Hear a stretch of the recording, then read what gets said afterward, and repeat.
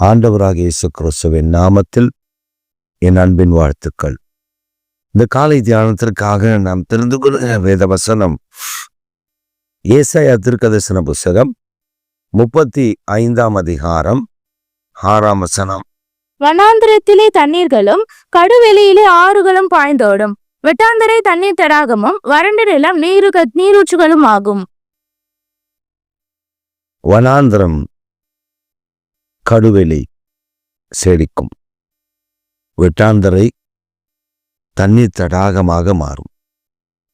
இந்த காலவேளையில் ஆண்டவராகிய தேவன் நம்முடைய வாழ்வில் வனாந்திரம், கடுவெளி இவைகளில் நாம் கஷ்டப்பட்டு நெருக்கப்பட்டு வாழ்வில் என் வாழ்க்கையில் என்றைக்கு இந்த வனாந்திரம் மாறும்? பலருக்கு பல விதத்தில் வனாந்திரம், பலருக்கு பல காரியத்தில் வனாந்திரம். இந்த வனாந்திரம் எப்பொழுதும் மாறும். ஒரு செழிப்பான வயல்வெளி எப்பொழுது வரும்? இந்த கடுவெளி எப்பொழுது மாறும்? அது எப்பொழுது என் வாழ்க்கையில் பூத்து குலுங்க பண்ணுகிற நாட்களாய் மாறும்? நாம் பல குழப்பங்களில் வாழ்ந்து கொண்டிருக்கலாம். ஆண்டவருடைய வாக்குத்தத்தம் உண்டு. ஆண்டவர் எனக்கு வாக்கு பண்ணியிருக்கிறார்.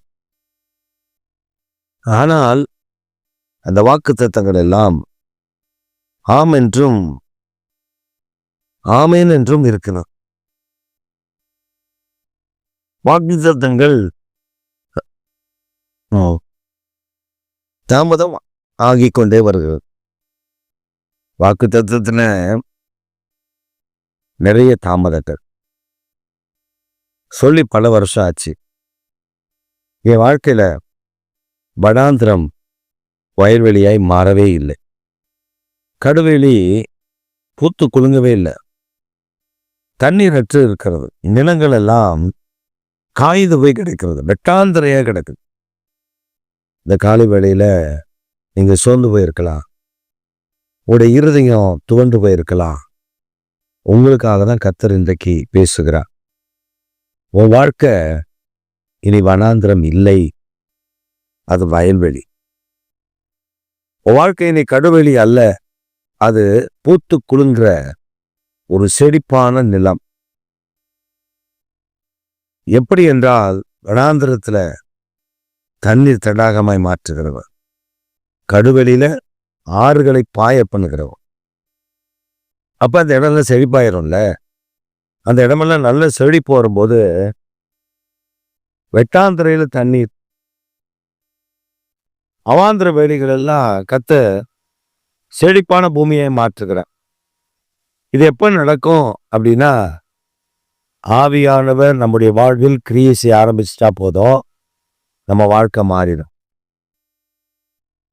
நீங்க வேதத்துல வாசிச்சு பார்த்தீங்கன்னா,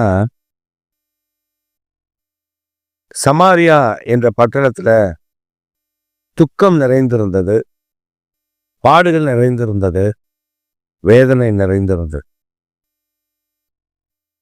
அந்த ஜனங்கள் ஒதுக்கப்பட்டிருந்தார்கள். யூதர்களோ கலிலேயர்களோ அவர்களோடு ஒரு தொடர்பும் வைத்துக் கொள்ள மாட்டார்கள். அந்த ஜனங்களுடைய வாழ்க்கை துவண்டு போயிருந்தது. அவங்க நினைச்சாங்க, நாங்களும் இஸ்ரவேல ஒரு பகுதியில தானே வாழ்கிறோம், நாங்க அந்நிய புத்திரராக இருந்தாலும் எங்களை ஏன் இப்படி வெறுக்கிறாங்க அப்படின்னு அவங்களுக்கு ஒரு எண்ணம் இருந்துச்சு. இயேசு வந்ததுக்கு அப்புறம் அந்த எண்ணம் படிப்படியா மாற ஆரம்பிச்சு.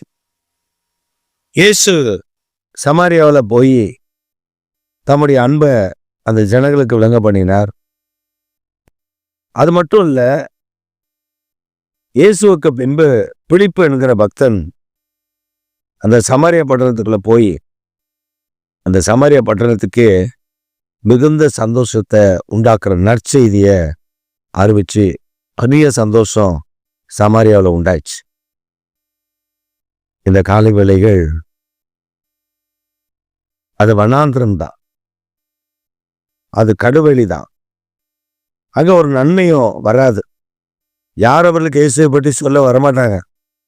ஆனா கர்த்தர் பிலிப்பை, பரிசுத்த ஆவியானவர் பிலிப்பை அனுப்பினா, ஆவியானவர் கிரியை செஞ்சுட்டா அங்க ஒரு செழிப்பு வந்துருச்சு. அங்க ஒரு பூத்து குலுங்குற ஒரு மகிழ்ச்சி வந்துருச்சு. இன்றைக்கு உங்களுடைய வாழ்க்கையிலையும் பரிசுத்த ஆவியானவர் ஒரு நீரூற்றாய் கடந்து வரப்போகிறார். உங்க வனாந்திரம் மாறப்போகிறது, தரித்திரம் மாறப்போகிறது, குறைவு மாறப்போகிறது, வேதனை மாறப்போகிறது. நெடுநாள் காத்திருக்கிறது இருதயத்தை இழைக்க பண்ணும்.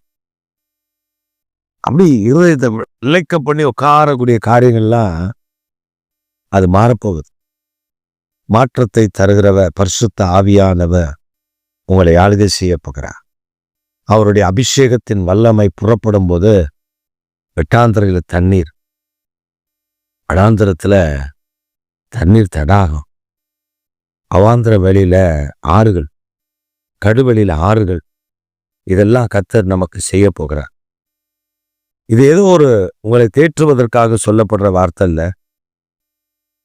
ஆவியானவர் இந்த நாட்களில் என் திருச்சபையில் என் மக்கள் வேதனையில் இருக்கிறார்கள், நான் அவர்களை இப்படி ஆசீர்வதிக்க போகிறேன் என்று சொல் என்று சொன்னார்.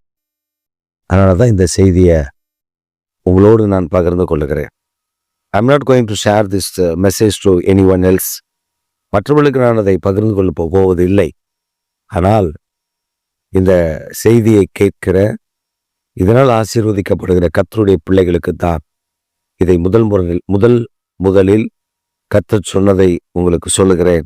இனி வருகிற நாட்கள் கர்த்தர் தம்முடைய விசுவாச பிள்ளைகளுக்கு நன்மையினாலும் கிருபையினாலும் நிரப்ப போகிறார், ஆசீர்வதிக்க போகிறார். தேவனுடைய நன்மையை அனுபவிக்க போகிறீர்கள். இதுவரை இருந்த துன்பம் இனி இல்லை. கர்த்தர் உங்கள் வாழ்க்கையில தேவன் தம்முடைய நாமத்தை மகிமைப்படுத்துகிறது நீங்கள் காணப்போகிறீர்கள். மகிழ்ச்சியோடு கர்த்தரை துதியுங்கள், காத்திருங்கள், மேன்மை அடைவீர்கள். ஆமென்.